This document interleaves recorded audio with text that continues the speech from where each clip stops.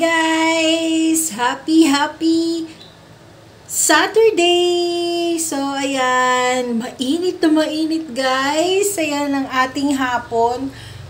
Naglaba kanina si Christian bago siya umalis. Pero umalis na siya kasi meron silang, parang late Christmas party nila. So, sabi ko, sige, may mga rapol-rapol daw kaya umalis ng maaga. So, hindi pa tayo nagpapakulay. Mamaya na tayo magkulay ng ating hair.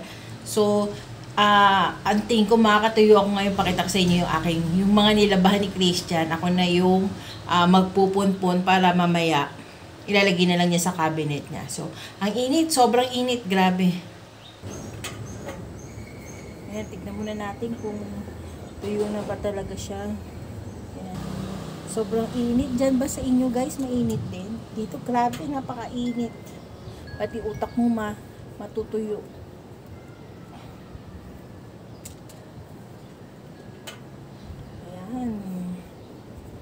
Saturday, laundry day. Init. O, naririnig niyo yung aking shing aling-aling. Ibig sabihin, may hangin yan.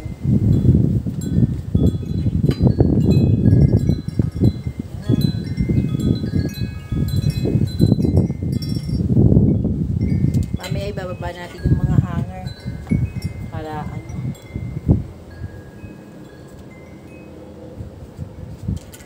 kasi malaglag dito. Ang hirap kuhanin. Ito, pink. Oh, di ba? Dapat pula to. Kaya lang, damage daw kasi yung naiwan na stock nila doon. Kaya, pinalitan nila ng dark pink. Grabe, nakatuyo talaga tayo. Kakasampay lang nito kanina. Wala pa siguro mga 2 oras. Parang 30 minutes pa lang yata. Katuyo na tayo agad. Mabango talaga ang damit pag natutuyo sa araw.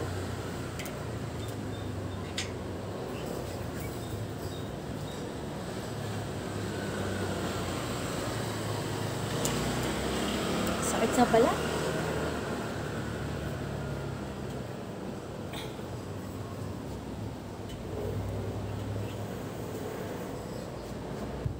Ayan, tiklipin muna natin yung ating mga kadamitan para mamaya ilalagay na lang sa cabinet. So, ayan, maya lang siguro matatapos na lahat to. Tuyo na lahat ng aking sampay. Sa tindi ng init na yan, for sure, tuyo na talaga lahat. Ayan, magtitiklop na tayo ng... Ay, medyo basa pa siya. Ayan, magtitiklop naman tayo ng ating mga sampay. Kasi mamaya-maya, pauwi na rin yung ating dudong. Pauwi na siya. Kasi kaya siya uuwi dahil bukas meron kaming election of officer dito. So yearly, meron kaming ganon na nabotohan na nagaganap. Kasi yung nakaupo dito sa amin, matagal na sa pwesto. Hindi na sila bumababa. Grabe, sobrang enjoy na nila yung kanilang yung kanilang pwesto. So, syempre ayaw na namin ng pamamalakad nila kasi nga hindi ko na i-elaborate sa inyo kung bakit. Pero may mga pamamalakad kasi sila na hindi na namin gusto. Parang wala na kaming boses. Halimbawa, magkakaroon man ng meeting, ganun. Kung meron kami mga suggestion, mga ganyan, kung ano yung gusto lang nila na i-implement, yun na lang yung i-implement nila. Hindi na nila kami tinatanong ng mga homeowners kung okay lang ba sa inyo to. Tapos, kung hindi sila nag-a-update sa amin about dun sa mga kinokolekta nila. Sa inyo ba sa lugar ninyo? Kamusta yung mga mga homeowners association ninyo? Kami kasi dito hindi maganda yung pamamalakad ng aming asosasyon. Dahil kaya gusto namin palitan. Ang problema kasi,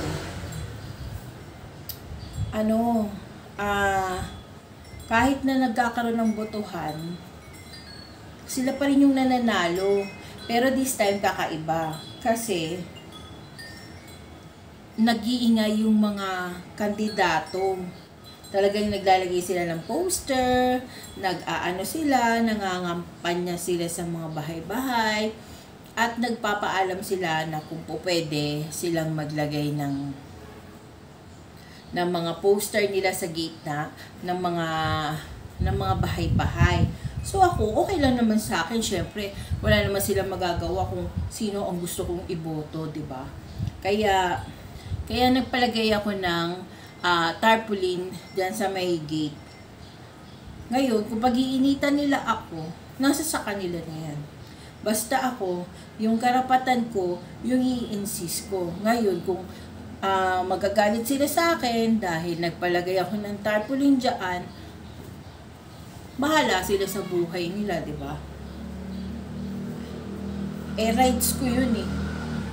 Right ko na iboto kung sino yung gusto kong iboto na sa tingin ko, makakabuti para sa isang subdivision or sa isang lugar. Diba? Kasi, alam mo dito sa amin, kahit mga empleyado ng asosasyon namin, akala mo tagapagmana ng subdivision. Kung makipag-usap sa mga homeowners, bastos. Yung tipong ikaw yung mag-greet ng good morning, good afternoon, good evening, pero deadma. Samantalang pinapasweldo mo lang naman. Yung sweldo niya nanggagaling lang din naman sa sa monthly dues na binabayad namin binabayad namin mga homeowners. Tapos akala mo tagapagmana ng subdivision. Mahirap na lang kasi magsalita. Kasi, one time ako nagsalita dyan sa asosasyon namin. Pinabarangay ako. Oo, pag uwi ko, nagsalita ako kasi naghahanap nga. Kasi kami noon dati, nung bata pa ako, dito na kasi ako talaga lumaki. Kapag pagka isang beses sa isang buwan, meron kasi silang update sa mga homeowners. Nagpapadala sila ng mga computation, kung magkano yung tawag doon, yung parang nakukuha nila. Yung kung magkano yung nakukuha nila kada buwan, mga ganun. Yung kung magkano yung nakokolekta nila kada buwan. Tapos sinasabi nila saan nila ginagamit. Parang ganun ba? Parang kasi sa amin, syempre, kahit saan naman, 'di ba?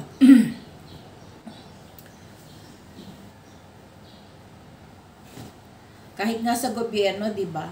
Nagkakaroon ng ng mga hearing, tinatanong kung saan ginamit yung pondo na binigay sa iyo, 'di ba? Kumbaga parang nagre-reimburse ka kung saan mo ginamit, mga resibo. Dito sa amin walang ganun. Bibigyan ka ng resibo, oo. Resibo na nagbayad ka. Pero hindi ka nila bibigyan ng resibo kung saan-saan nila ginamit yung nakukolekta nila kada buwan. So, syempre tayo bilang miyembro ng isang asosasyon, so syempre tayo aalamin natin kung saan nila ginagamit. Kasi meron kami swimming pool dito sa amin. Hindi dito sa bahay ko, ha. Doon sa asosasyon meron. Yun, dati kasi every Friday, inaalaw nila yung mga homeowners na nagbabayad ng monthly dues na gumamit ng swimming pool, pwedeng maligo doon, para ano, para bang ano, parang benefits mo bilang homeowners ka na nagbabayad ka, parang ganon. Tapos, nung nagkaroon ng pandemic, tinanggal nila yon na nagbabayad ka nga ng ano, na wala ng pribilehiyo na magkakaroon ka pa ng free use of the free use ng swimming pool. So, syempre sa amin, okay na lang, ganon.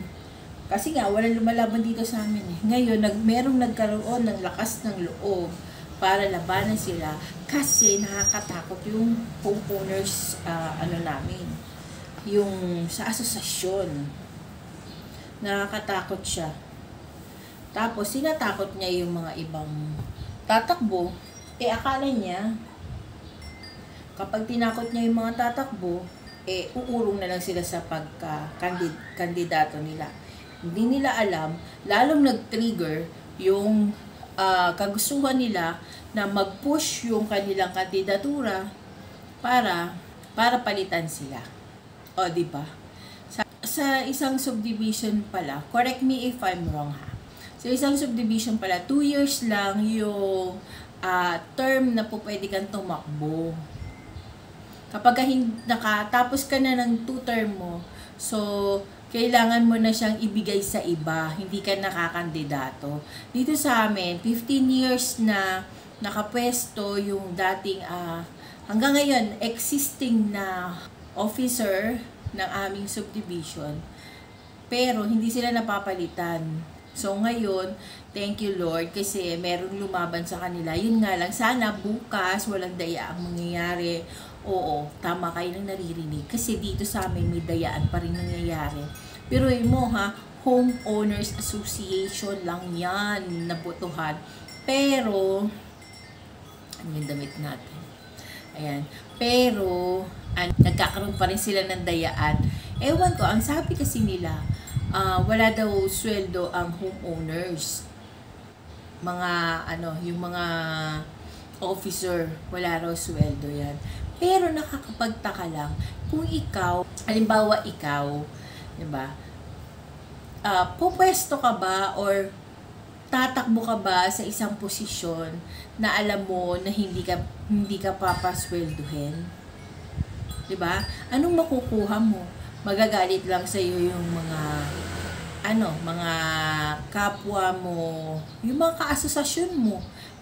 Magagalit lang sila sa'yo kasi pag may ini-implement ka.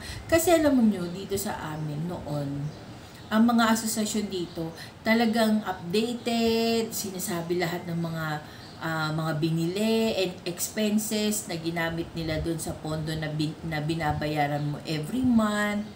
Ganon dito. Tapos nagbibigay sila ng mga flyers na meron tayong election or meron tayong meeting. Yan. Dito, 'di ba, ang meeting usually buong buong subdivision yung meeting na yan.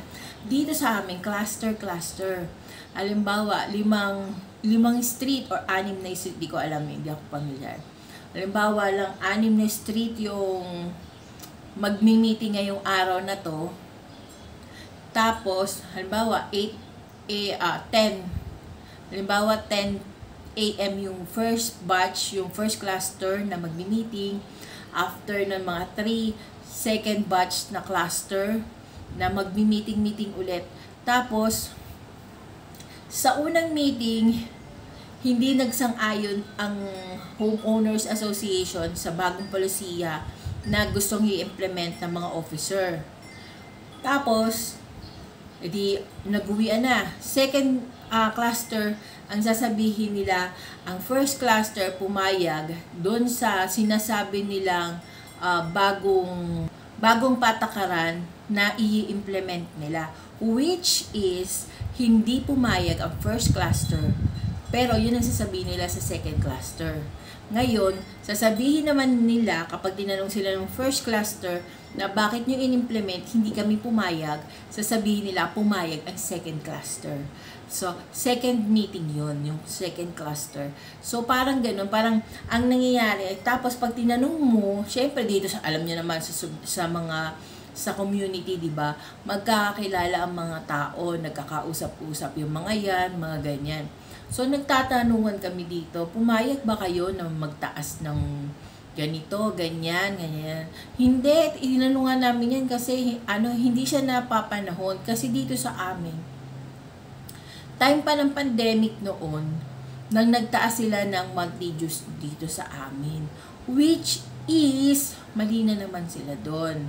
Kasi nga, pandemic time. So, bakit sila nagpapataas ng monthly dues? Ang mga tao nasa loob lang ng bahay nila. Di ba?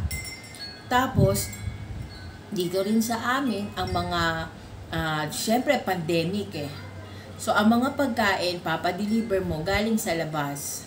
Papadeliver mo sa bahay mo. Hihingian pa nila ng gate fee. Pandemic time. Tapos, pagka may mga parcel ka rin, hihingian din nila ng fee sa guardhouse. Ganun kalala dito sa amin. Actually, hindi pa yan. Meron pang mas malalang ginagawa yung mga officer. Hindi na natin sila papangalanan. Basta, meron pa silang mga ginagawa na hindi talaga katanggap-tanggap bilang homeowners association. At saka yung mga ugali ng mga nakaupo or yung mga empleyado na nilagay nila doon para makipag-usap sa mga homeowners, hindi maganda. Sobrang kagagaspang ng mga pag-uugali at hindi marunong. Diba? Actually, dito sa amin, sa barangay namin, pumunta ka ng barangay, yung barangay captain pa talaga yung, asikasuhin niyo si ma'am, paupuin niyo to, unahin niyo na to, ganito, ganyan. Kapag wala namang masyadong tao or walang pila sa barangay, asikasuhin niyo si ma'am, lahat ganito, good morning ma'am, good morning sir, gumaganon yun. Barangay captain yun, ha. Dito sa amin, never mong maririnig. Wag na lang natin yung mga officer kasi pare-pareho lang naman kami, 'di ba? Na homeowners din. Yung empleyado ng mga officer, pinapasweldo yan, yung sweldo nila galing sa mga binabayad naming monthly dues. Hindi sila good morning mapagpasok mo. Ganyan mga mukha nila, kala mo hindi maipinta pagkapapangit. Gaganon-ganon sila, 'di ba? Nakakainis. So, kaya ngayon, sobra kami, yung mga kapwa ko, mga homeowners dito, sobra kaming thankful. Kasi nga,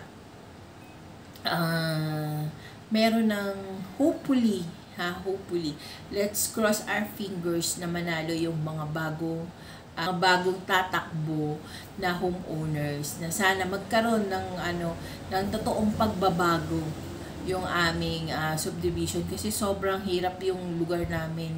Sobrang kami pinahirapan ng officer. Talagang parang yung may bahay ka nga dito, pero parang dinumero yung galaw mo. Kada galaw mo rito, kailangan mapera ka. Kada galaw mo, merong gagalaw din yung pera mo, ganun. Pagka mahirap ka dito, wala ka. Ni hi, ni ho. Talagang hindi ka papansinin dito. Kaya kailangan money talks. Ayan. So, ayan. So, ipapanik ko lang muna itong mga natin, mga sampay natin. So, may matapos na natin yung mga sampay kasi sayang yung init to. Alam nyo ba yung ko doon, yung solar panel ko? Full charge. O, diba? Mamaya maliwanag na maliwanag yun. So, pag bibili ako pa ng isang solar panel yung namin sa likod para pagka ino-off namin yung ilaw namin dito, maliwanag dun sa may CR namin. So, yan. Yan lang yung ating mga kaganapan ngayong araw na ito.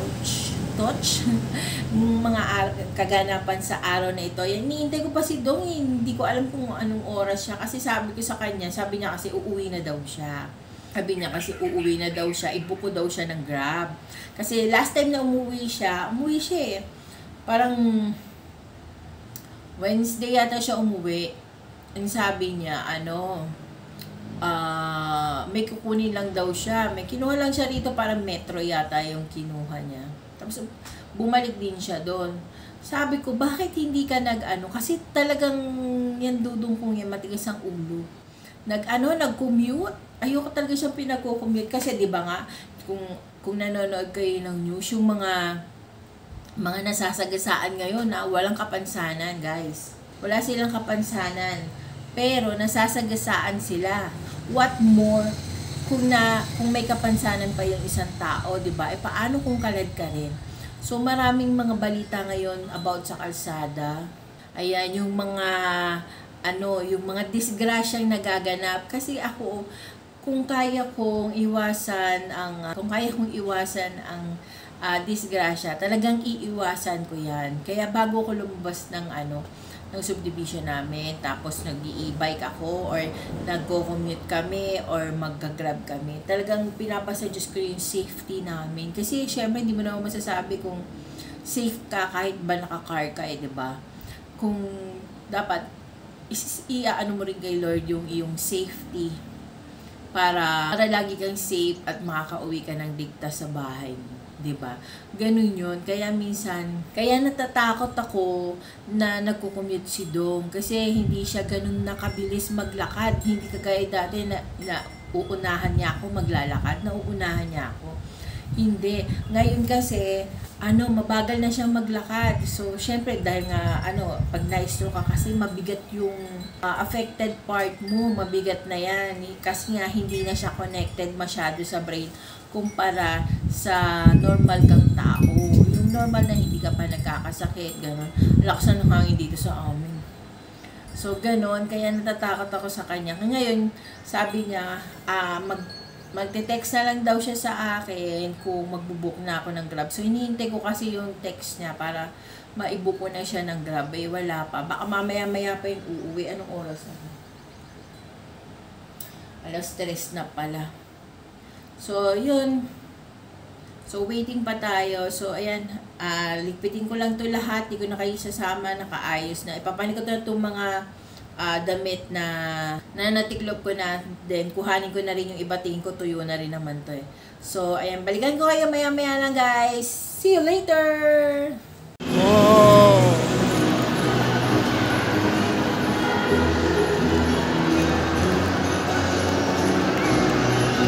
May paganyan pa sila, guys. Oh, Happy New Year! Chinese New Year!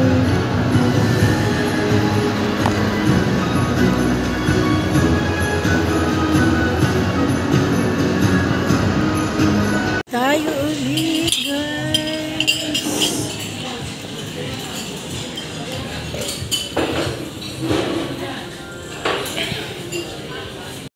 Tayo, guys.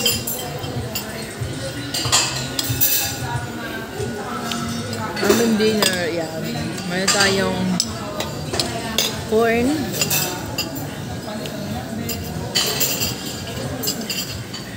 Tignan yung fresh nila. Potato na parang kinutsara yata ito, hindi na fries. Sarap ng dip nila.